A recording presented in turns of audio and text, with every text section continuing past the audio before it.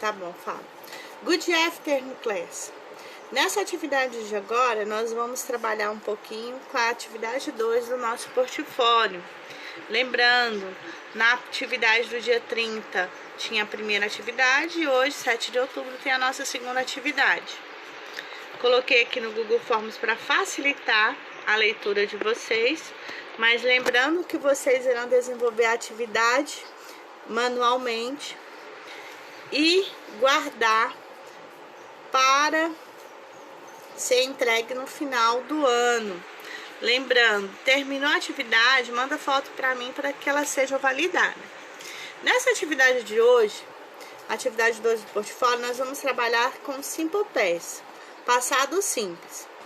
Nós vamos aprender a utilizar o passado dos verbos corretamente, como vocês verão na atividade da lista 20, onde vocês terão já um contato mais próximo com o passado.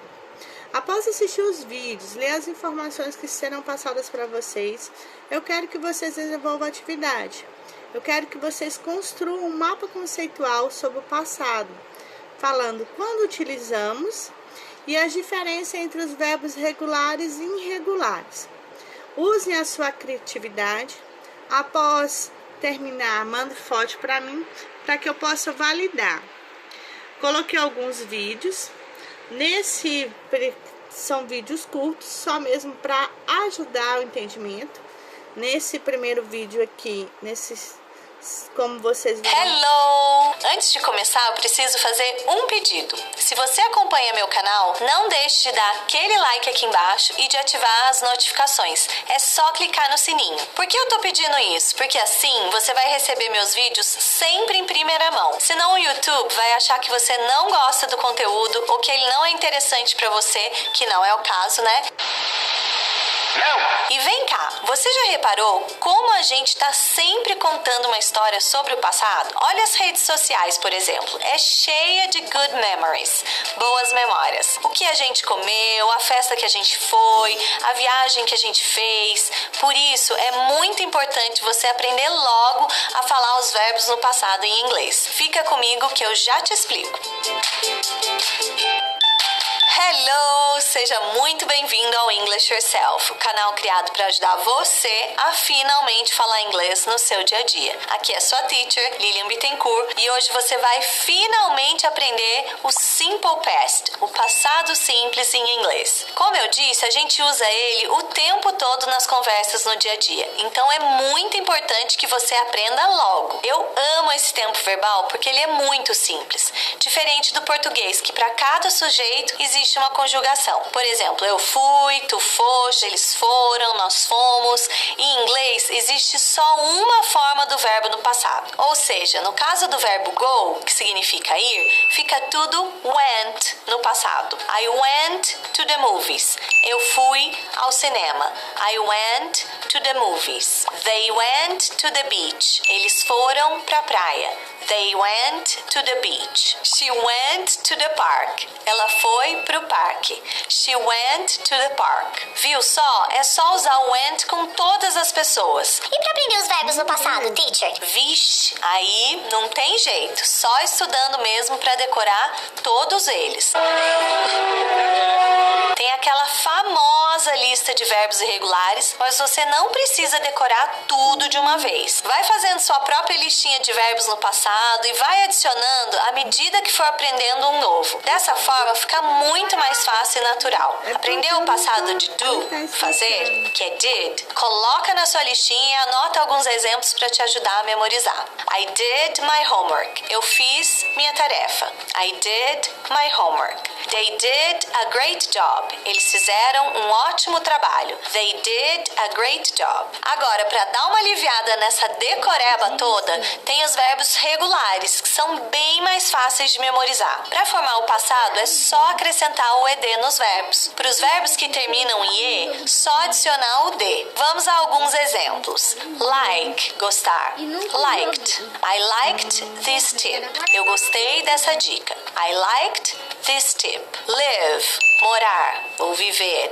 Lived. I lived in Lorena. Eu morava em Lorena. I lived in Lorena. Com verbos que terminam com Y, mas que tem uma consoante antes do Y, é só tirar o Y e colocar IED. Por exemplo, study tem um D antes do Y, então fica studied. I studied at Colégio São Joaquim. Eu estudava no Colégio São Joaquim. Ai, que saudade dessa época. A vida é tão mais fácil na época de colégio, né? E a gente sempre querendo crescer. Eu preciso marcar horário na manicure. Minhas unhas estão no lixo. Mas e pra fazer perguntas negativas no passado, teacher? Lembra que eu já falei em outros vídeos? Tem que usar o verbo auxiliar, que no passado é o did. Guarda essa dica importante. Quando usar o auxiliar did, o verbo deve voltar para o infinitivo. Infinitivo? O que é isso, teacher? É o verbo na sua forma original, do jeitinho que ele é, sem mais nada. Então vamos às perguntas. Eu vou usar as mesmas ideias dos exemplos que eu dei para facilitar mais ainda. Did you like this tip? Você gostou dessa dica? Nada de did you liked, hein? Where did they live? Onde eles moravam?